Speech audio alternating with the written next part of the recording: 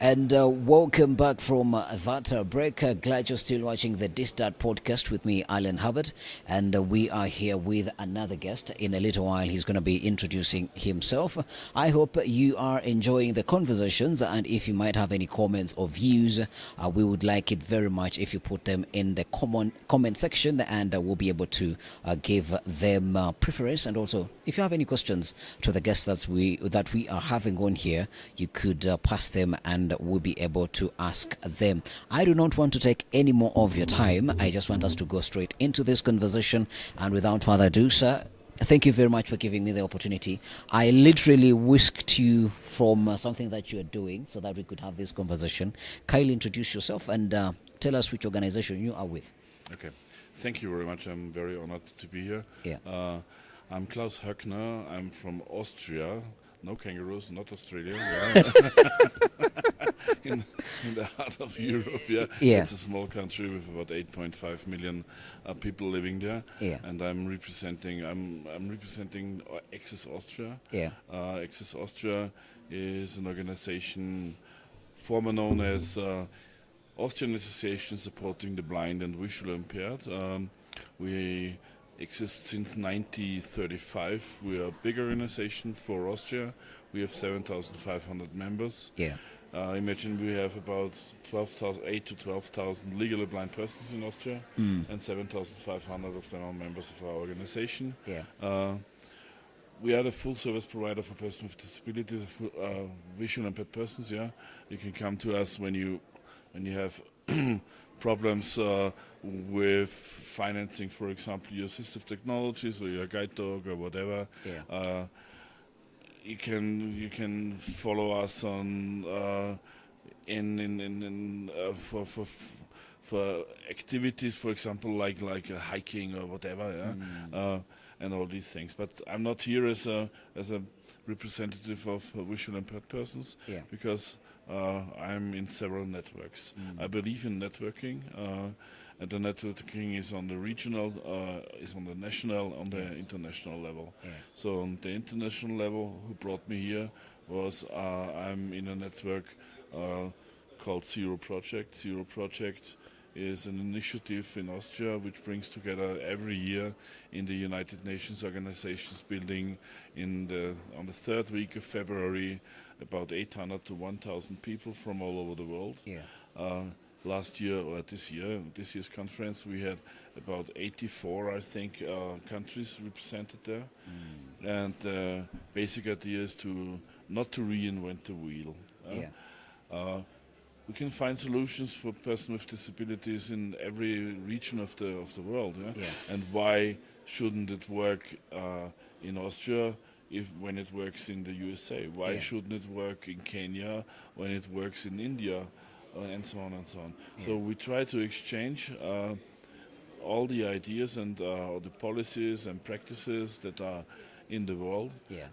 to rescale them or to downscale, to upscale, to customize them, etc., etc. Yeah, and to find solutions that are practicable all over the world. Yeah, and Irene, who is the founder or is the organizer of this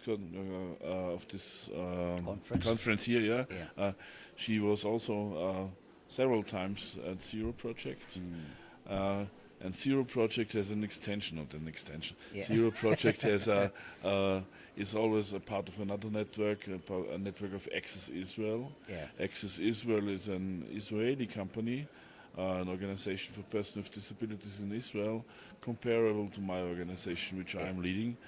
They are as big as our organization, but they're also very active, and also in many networks. And they are making also every year a conference for persons with disabilities and for service providers for persons with disabilities in Israel. Yeah. So we have many networks which are together. We have the network of Zero Project, we have the network of Access Israel, Yeah. we have also the network here in Kenya, Yeah. from Enable Now, for example, Bernard Chiara, Yeah. which we signed a memorandum of understanding with last week, and we have a memorandum of understanding also with Irene's organization. Yeah. that will help each other to spread the idea of accessibility and affordable assistive technologies throughout the world. Yeah. You speak very big on networking and collaborations. Yeah. Why do you think this is particularly important?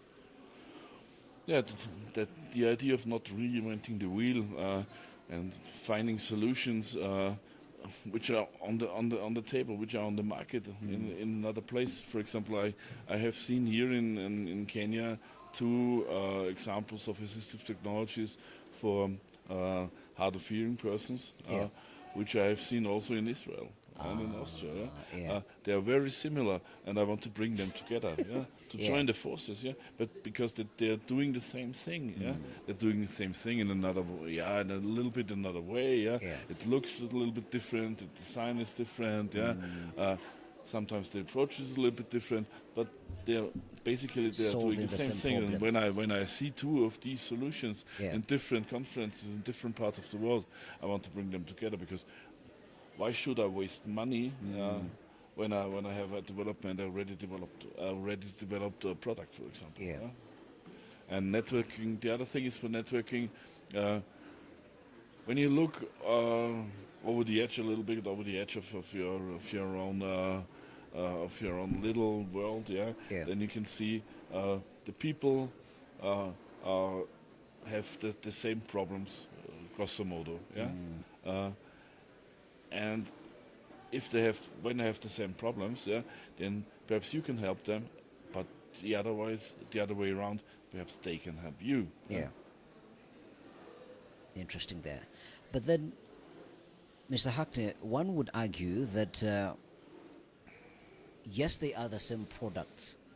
Yes, they solve the same problems, but they are of different demographics. When you look at the demographic of Africa or Kenya and compare it to the demographic of Israel, you would say that these are totally two different demographics. Then how would you solve the issue of these being two different demographics so that you can break this? Because I totally agree with you that even many funders who fund such products, they were like, this thing I've funded it before, why do I need to reinvent the wheel? But then how do you marry the issue of demographics? The demographics is that's true. You can't compare Africa to Europe or USA or Japan or whatever. That's true. But there are products that are not that not rely from demographics. Because imagine when you have a relay service for deaf and hard of hearing persons, that doesn't rely on demographics. Or if you want to have some service for blind and visually impaired persons, reading out loud books or whatever, or a camera which reads out, for example, the newspaper, that or a book, that's not about demographics. But there are certain aspects, yes, that's true, which rely on demographics. Africa is much more younger than Europe. In Europe, we have 30% of the people being older than 65 in 2030. And there you have specific problems. The products and the services that we need then can't be transferred to Africa. Definitely. That's a fact. That's true. But what I'm really looking for are affordable products. Affordable products means look at for example the market. There's a market for Braille. Braille lines.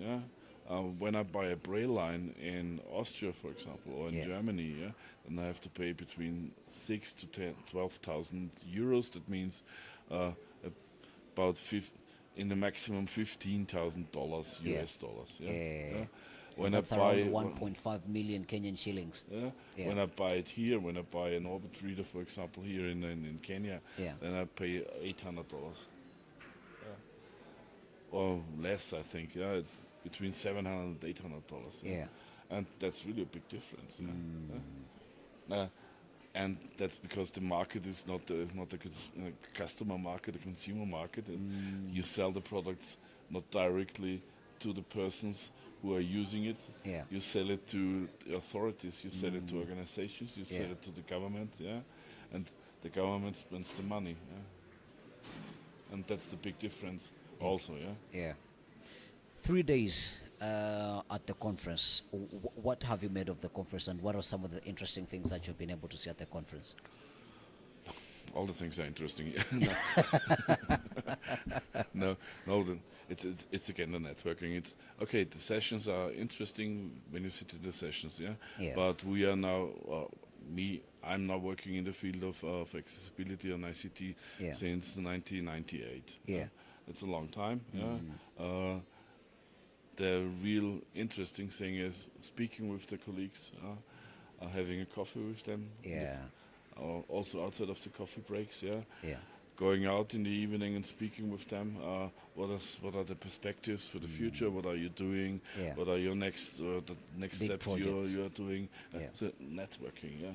That's the really networking is more important than sitting in a conference and listening to some people sitting out there and speaking about a special topic, yeah. Yeah. Because normally it's always preaching to the preachers. Yeah? When we are in a conference like this conference, Yeah. we know what we are speaking about, Absolutely. what accessibility is. Yeah? Yeah. But go out on the streets. Yeah.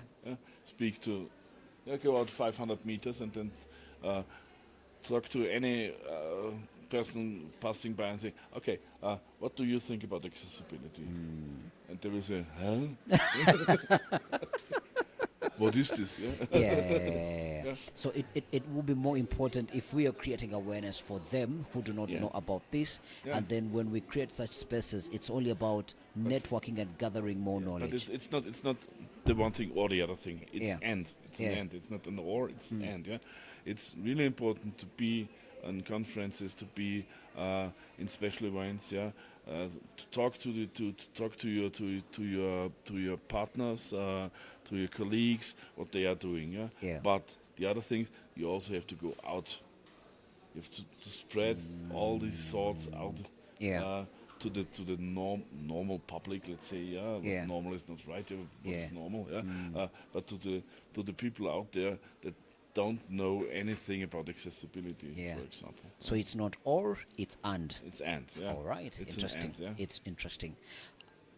When I get opportunities to speak to people who are from the West, I would call it, or the global South, I like to ask them a question that goes along the lines of, how does the Western world compare to the African continent? Because everybody that I get the opportunity to speak to, everybody looks at it from a different spectrum.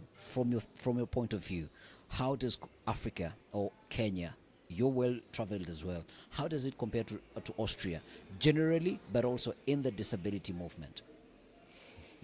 That's a very difficult question, yeah. Yeah. Because we are sitting here in a 4 or 5 star hotel talking about disability and accessibility and standards and how we can fulfill the standards. And when I look out out of the window here, for example, then I see there is no pathway, for example, for a wheelchair user. Yeah. When I see it in Austria. In Austria, we have very strict laws. For example, in Europe, we have very strict laws, and partially also in enforcement. Yeah, so the general accessibility situation is better, obviously. Yeah, Yeah. because you have the basics. Yeah? But awareness is the same. I think Yeah. people are not aware about this. Yeah? And how I can compare? You can't compare an apple and a pear. Yeah. Yeah. It's as you said it before. You have another demographics. The economic situation is an absolutely different economic situation. Yeah. And I think also the general awareness about accessibility is a little bit different. Yeah. But I think the disability movement is stronger in Africa. It's louder than it is In Austria. in Austria, for Yeah. example, because we are really settled and okay. We are satisfied with the thing We- we we have, want- yeah. yeah. But here it's really loud, yeah. The people say what they want, and they say it in a very distinctive way, yeah. Yeah. And that's good. Yeah. It's good on the African continent that the movement is loud, but isn't it a disadvantage for the Austrian people? Why? Why? Because nobody. Okay, there is the point that you've made that there is the general accessibility, the laws are there to enforce it. Then help groups or support groups, who convince these support groups when everybody sort of feels that they are contented with with what they have? In Austria, you mean? Or what? Yes, I mean in Austria. Yeah, in Austria, you see, there's not a structure. I don't know the structure here in Kenya and in Africa in general, but in Austria we have umbrella organizations which are founded by law, yeah? And they have to be heard. Yeah. So if there is anything, if there is a law, if there is enforcement, if there is a change in disability law or whatever, yeah, in standards, for example, then the ministries and the civil servants they have to hear us, yeah. They have to invite us, yeah. Yeah. And I can't see any influence between African situation and Europe and situation here. No, I can't say anything about this. There no. isn't anything. No, that there two parts of the story. Yeah, yeah that's Like not day and night. not day and night. No. I hate it to say it's always 1 or 0 or black and white. We have so many shades of gray. Yeah. No, That is hilarious. It's always there. It's never 100%. Yeah. Yeah. Interesting. Never 0%. Yeah. What are some of the things that you are picking from this conference, and how does the conference also link into what you do at the Zero Project and also most of the networks that you have built? What I take with me is one of the most. I'm so happy that we can meet again in person after this dark times of COVID. Yeah. Yeah. That's because it's better. It's 100% or 1000% better to meet in person than to do all the things via Zoom. Yeah. Yeah.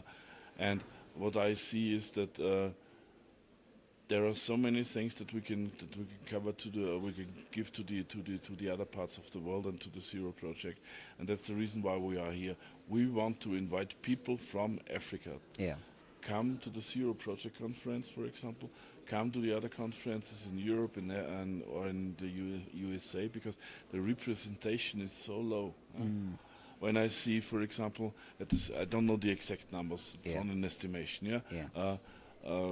We had 340 people which got an award in the last Zero Project. Yeah. And about 20 of them were from Africa, or 30 or 40, I don't know exactly. Yeah. We need a bigger participation. Yeah. Because I see Kenya is one of the really it's a startup nation. You have so many startups. You have so many companies coming up. Yeah. Yeah. You have investors here. Yeah? You have investors in IT. You have startups in IT and assistive technologies. Yeah. Yeah. Show it to the world. Yeah. Why don't you do it? Yeah.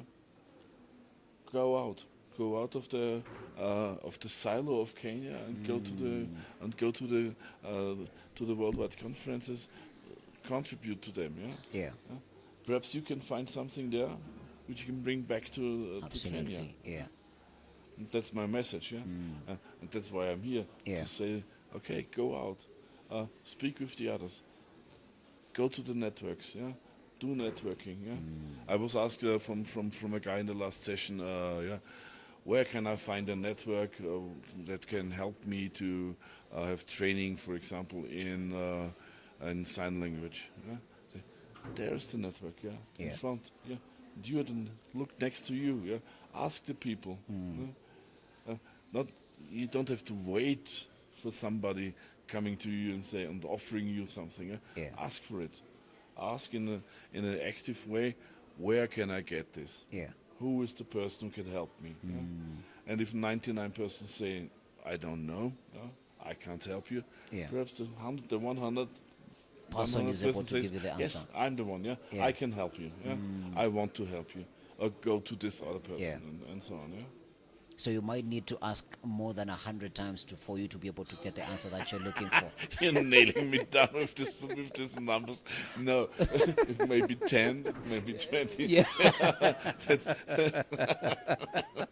you're a real journalist. There's no need to be You're a 100 real times. journalist. that's not okay. Don't nail me down with these numbers. Yeah?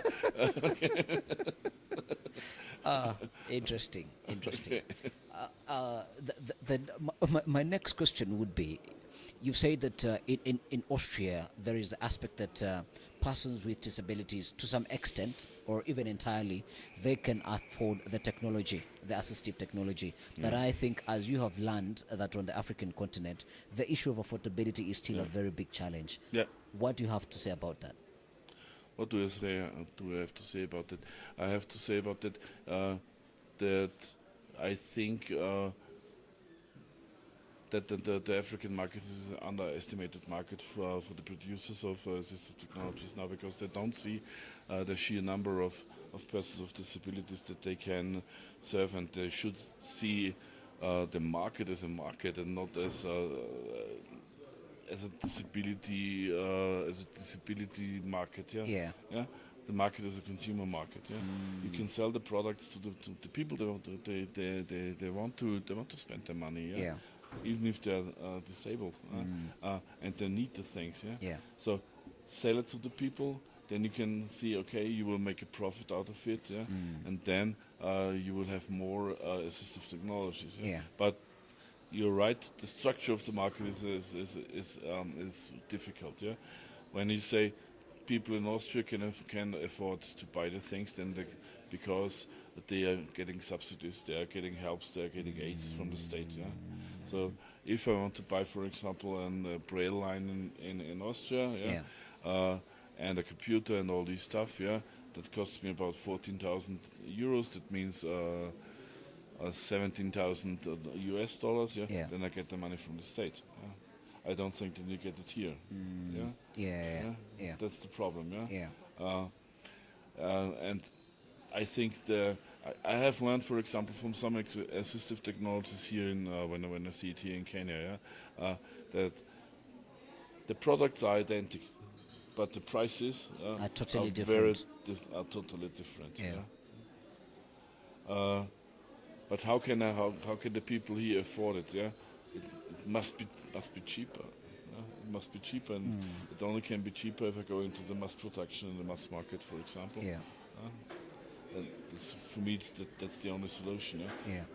I'm not the evangelist of the pure market religion. Yeah, the market will do it all. Yeah. Yeah. And sometimes you need subsidies. Sometimes you need enforcement. Yeah. Yeah. Okay. Yeah.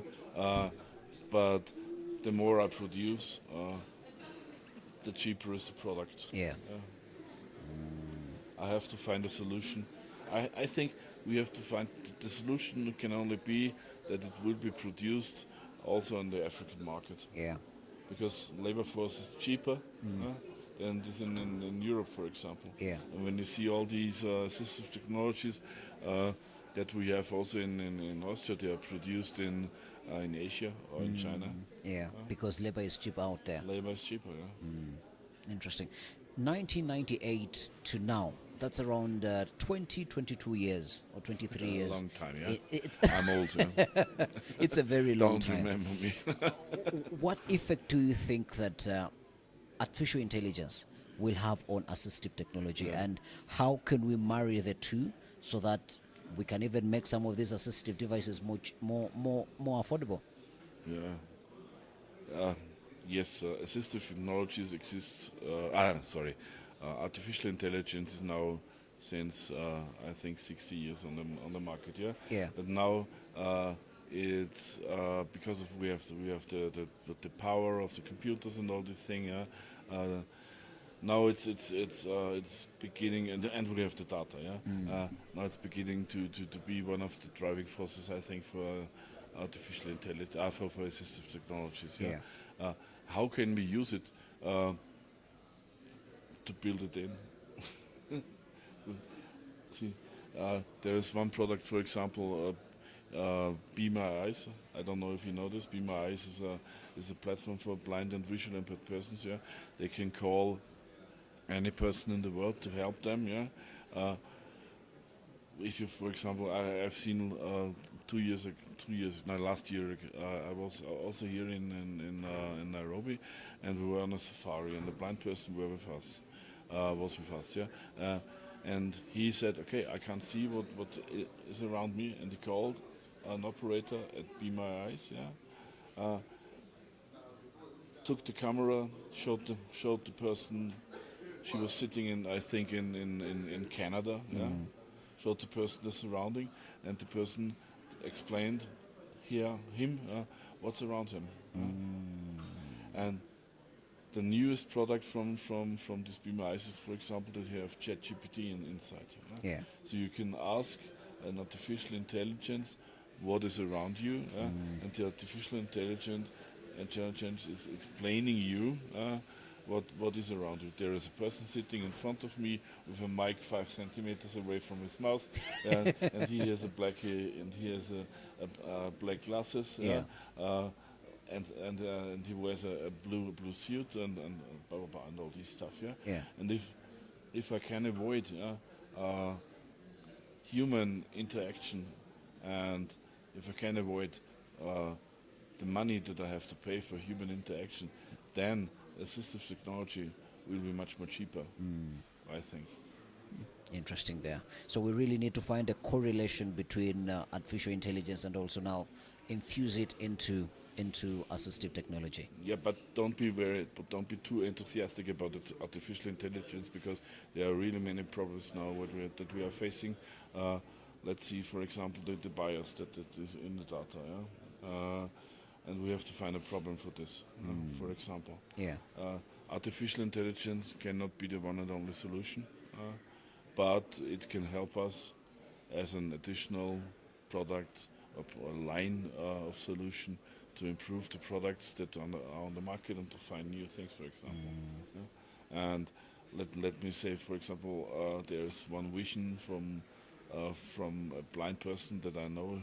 He says, perhaps I can drive a car in 10 years. Yeah, I don't think that it will be, but why not? Yeah, Probably it's possible. or perhaps you can fly a plane. Yeah. You're blind. Yeah, why not? Yeah. Yeah. If artificial intelligence is guiding me, and you have the cars on the streets. Yeah. They are in America and USA, for example. Yeah. There are self-driving cars, yeah. And if the self-driving car is the intelligence is reliable, why not? Why not the blind person sitting in? Yeah. Interesting. It is a very interesting frontier, and even as we're coming to the end, what you are here for the past for the 2022 conference, you've been here for the 2023 conference, and probably you'll be here for the 2024 conference.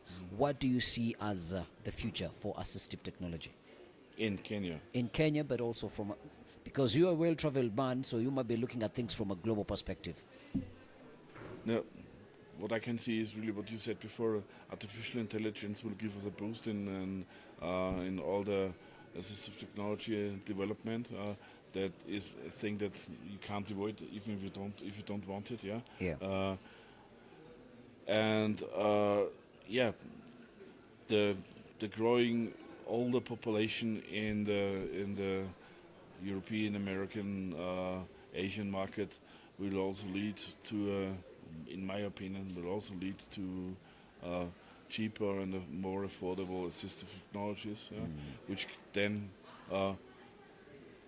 will be also have an influence on the African market and on the South American market, and then, for example, on India and so on. Yeah.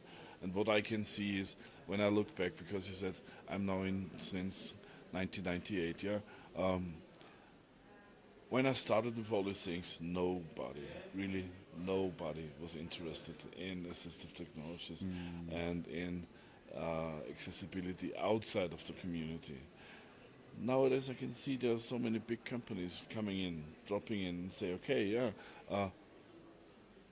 we are missing a big part of our customers. For example, if you are not accessible, look at Google, look at Microsoft, for example. They are here, yeah, and they show their products. They have a built-in accessibility. Yeah. For example, YouTube. Yeah? In YouTube, the captioning or the translation in different languages. Yeah? Yeah. Automatic captioning for hard of hearing persons or deaf person. Yeah, and it works. Yeah, it works even if it doesn't work 100% perfect. Yeah, But it does. but it is a starting point. Yeah. Yeah.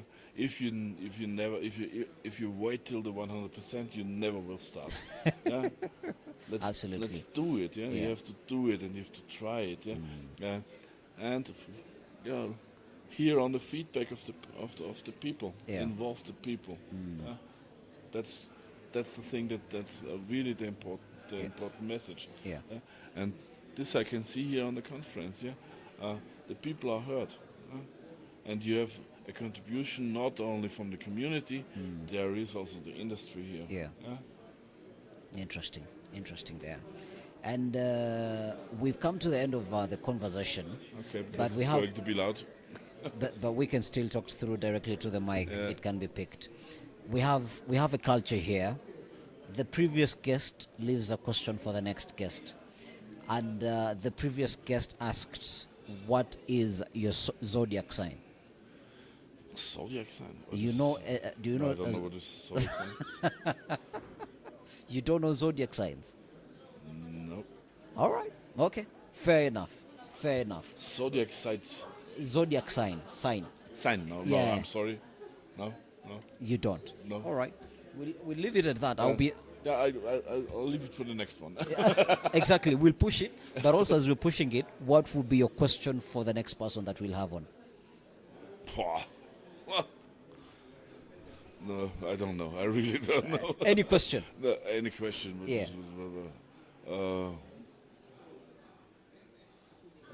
Why should I speak to you? Why should I? All right. Interesting. That is very interesting. Mr. Henniker, thank you very much. Thank you. Thank you very Thank much for you. making the time, and I hope that you continue spreading the word. And Yeah. the most important thing that I have gotten from this conversation, I've had a whole lot about networking, Yep. and I have also attended a fair share of conferences. I've also been a believer that whoever you call for a conference, to some extent, they are knowledgeable about what you're going to tell them. But when you bring in that aspect of we're going to network, we're going to ask each other what new thing we are doing so that we can take the industry ahead, I think that is very profound. And Yep. I probably look forward to see you in 2024. Yes, or I see you in 2024 in Vienna.